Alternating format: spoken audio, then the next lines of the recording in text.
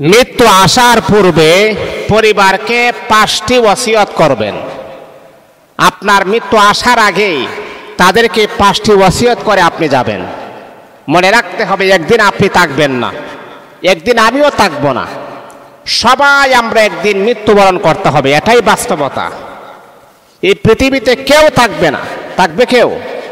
এই গোটা পৃথিবীটাও থাকবে না, ধ্বংস হয়ে যাবে। আল্লাহ তো নিজেই বলতেছেন, কুল্লু মান আলাইহা ফান, সব ধ্বংস হয়ে যাবে। আকাশ, জমিন, পাহাড়, পর্বত, নদী, নালা, খাল, বিল, গাছপালা, যা কিছু আপনি দেখতেছেন সব একদিন ধ্বংস হয়ে যাবে। কুল্লু মান আলাইহা ফান ওয়া ইয়াবকা ওয়াজহু রাব্বিকা যুল জালালি ওয়াল ইকরাম, সব ধ্বংস হয়ে যাবে। বিশাল বড় বড় পাহাড় যে আপনি দেখতেছেন, হ্যাঁ বন্ধু, বিশাল বড় বড় পাহাড়টা ধ্বংস হয়ে যাবে, তুলার মতো উড়তে থাকবে, তুলার মতো উড়তে থাকবে। ও বন্ধু, জমিন গোলা তুলার মতো ওরা শুরু করে দিবেন, কিন্তু আল্লাহ পাক রব্বুল আলামিন বলেন, ওয়ায়াবকা ওয়াজহু রাব্বিকা যুল জালালি ওয়াল ইকরাম। একমাত্র আল্লাহ পাক রব্বুল আলামিন, একমাত্র তিনিই থাকবেন, আর সব ধ্বংস হয়ে যাবে। এই জন্য আমি আপনি যেহেতু থাকবো না, একটা কথা আছে, এমন জীবন করে হে গঠন, মরিলে হাসিবে তুমি, কাঁদিবে ভুবন। এমন কিছু করে যান যেগুলা আপনার মৃত্যুর পরেও মানুষ আপনার এই কথাগুলা স্মরণ রাখবে। আপনার মৃত্যুর পরেও মানুষ আপনার এই বৈশিষ্ট্যের কথাগুলা স্মরণ রাখবে, আপনার জন্য তারা দোয়া করবে। এমন কিছু কাজ আপনি করে যান, এমন কিছু কাজ আপনি করে যান। আহা, আল্লাহ আমাকে আপনাকে সৃষ্টি করেছেন, একদিন আমরা কেউ থাকবো না, সবাই আমরা কবরে বাসিন্দা হয়ে যাব, কবরে চলে যাব, সবাই আমরা একদিন এই পৃথিবী ছেড়ে আমাদেরকে পাড়ি জমাতে হবে।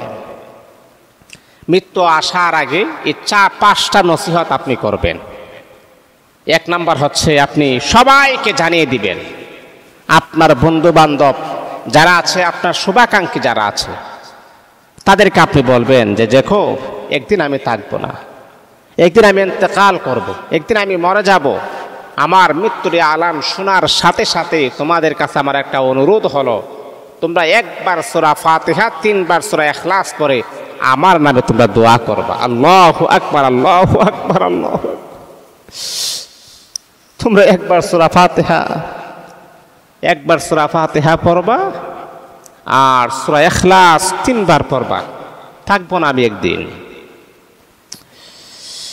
এ আল্লাহ তাআলার বান্দা, নবী আলাইহিস সালাতু ওয়াস সালাম বড় সুন্দর করে বলেন, 1বার সূরা ফাতিহা পড়লে আর 1বার 3বার সূরাতুল ইখলাস যদি পড়া হয়, আল্লাহর নবী বিশ্বনবী বলেছেন, সূরাতুল ইখলাসের এতই পাওয়ারফুল একটা শক্তি আল্লাহ পাক রব্বুল আলামিন দিয়েছেন।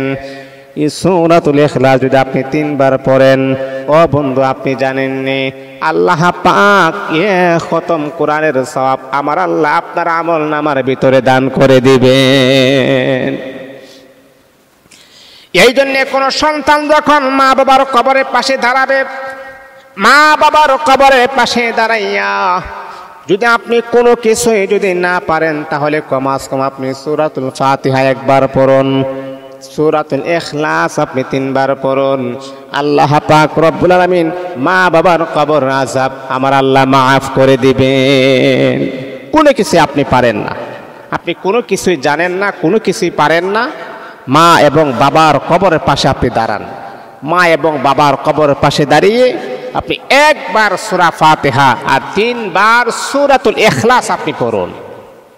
দেখবেন আল্লাহ পাক আপনার আম্মা আব্বার জিন্দেগির গুনাহকে মাফ করে দিবেন। এই সূরাটা তো আলহামদুলিল্লাহ, যারা মনে করেন নামাজ নাও পড়েন, আমরা এই সূরাটা সবাই জানি। আমার ছোট বাচ্চাটা এই সূরাটা জানে, আলহামদুলিল্লাহ, আলহামদুলিল্লাহ। এই জন্যে মৃত্যু আসার পূর্বে 5টা নসিহতের ভিতরে 1 নাম্বার নসিহতটা হচ্ছে, আপনি সবাইকে জানিয়ে দিবেন যারা আপনার শুভাকাঙ্ক্ষী, যে আমার মৃত্যুর আলান যখন শুনবা, আমি আর পৃথিবীতে নাই, তখন তোমরা একবার সূরা ফাতিহা আর 3 বার সূরাতুল ইখলাস পাঠ করবা। পাঠ করে আমার জন্য তোমরা দোয়া করবা। এটা হচ্ছে 1 নাম্বার।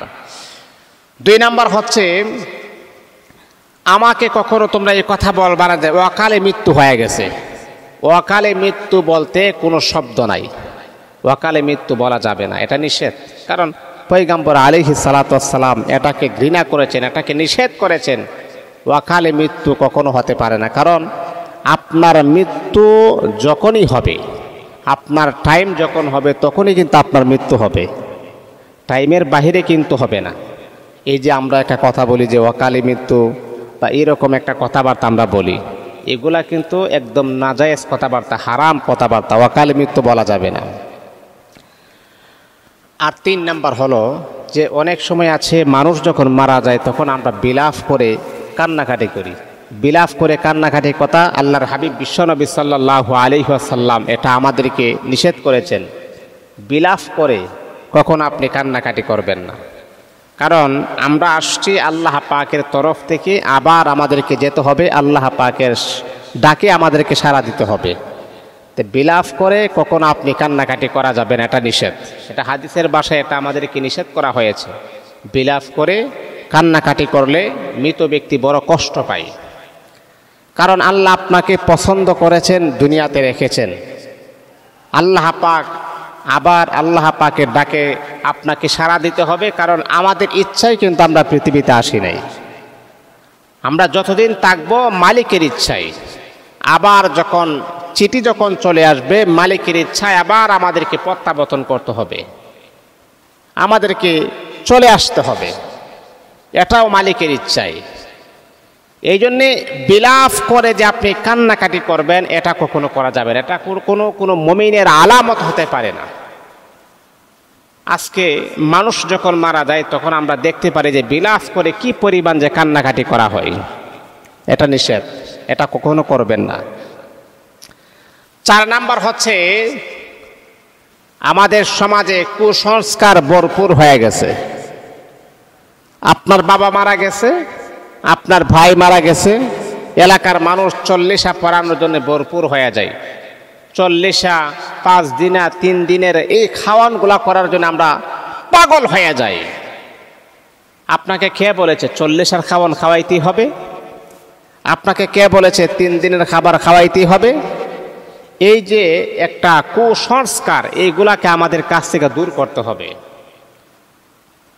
আপনি আপনার বাবা মারা গেছে, বাবার রুহের মাগফিরাতের জন্য যে কোনো সময় যে কোনো মুহূর্তে আপনি অসহায় গরিব মিসকিন তাদেরকে আপনি খাবার খাওয়াইতে পারেন।